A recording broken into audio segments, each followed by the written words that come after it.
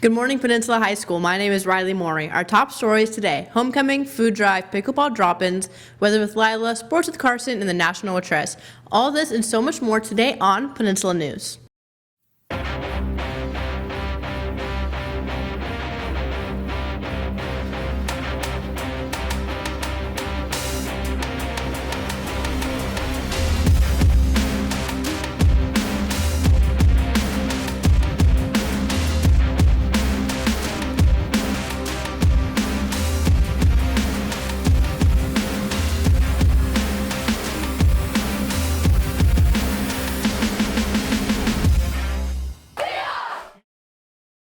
The homecoming food drive is this week. All donations will go directly to Food Backpack for Kids, so let's come together for our community. Here's how it works. Each class competes to see who can bring in the most food. You earn spirit points for each item that you bring in, but you can earn double points for granola bars, individual packs of goldfish, crackers, fruit snacks, and oatmeal packets.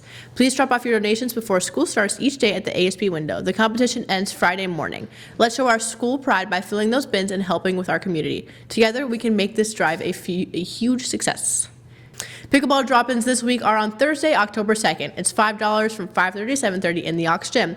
The weather report is calling for rain, so come inside and get your workout in. We have all the equipment if you need it, and it's super fun. All PHS students and staff are welcome. You must fill out a liability waiver available in the main office or Mr. Minu's room and have it signed by your parents in order to pay just ahead of time. Just bring it in with you when you come. Don't miss out. Get ready for the big tournament on November 1st. Attention students, if you are working towards your varsity letter in community service, please check your email. We are changing the app for entering your hours. Please check your student email for more information. We'll send it off now to Lila in the field with your weather for the upcoming week. Thank you, Riley. I'm Hallie Kate, filling in for Lila on this week's weather. Today will be cloudy with a high of 66 and a low of 56. Thursday, we'll see some sun breaks with a high of 63 and a low of 51. Friday will be partially cloudy and have high of 65 and a low of 52. Saturday will also be partly cloudy with a high of 63 and a low of 49. Sunday will be mostly sunny with a high of 64 and a low of 48.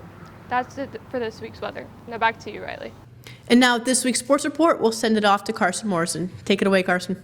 Thank you, Riley. This week in PHS sports.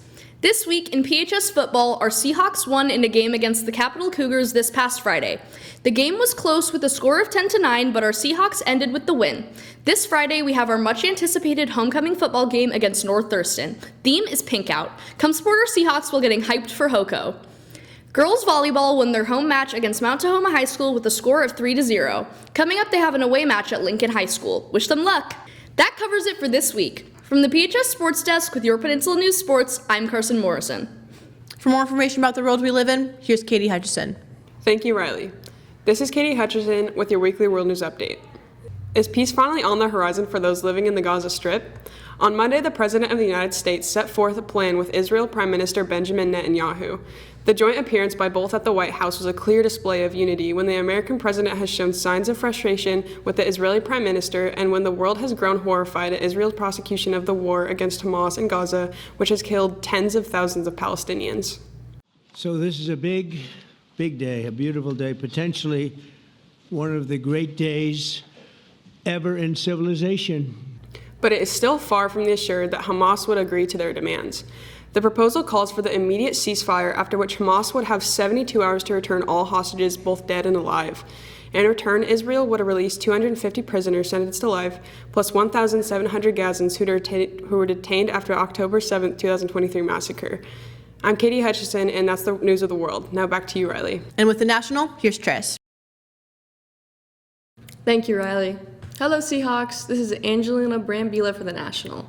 As Michael Love recovered from quintuple bypass surgery, his cardiologist warned against picking up objects over 30 pounds, but Love resisted. The heavy weights aren't going to lift themselves, he replied. As a teenager, Love started weightlifting in his parents' basement.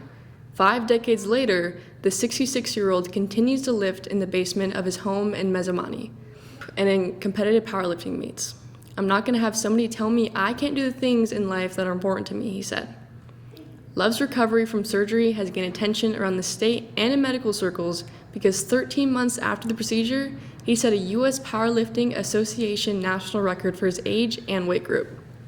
He deadlifted 457.5 pounds, breaking a record that stood for about 8 years. Mr. Love's story is a good example that we can work to come back from our setbacks. I'm Angelina Brambila. That's it for the National this week. Now back to you, Riley. That's our broadcast for this week. My name is Riley Morey. I've been joined by Carson and Katie. Behind the scenes, thanks to our broadcast director, Ronan Goose, producers Trace, Hallie, June, Angelina, Kit, Brandy, Mr. Meg, student leader, school administration, and a big thanks to you all for watching. We'll see you here next week on Peninsula News.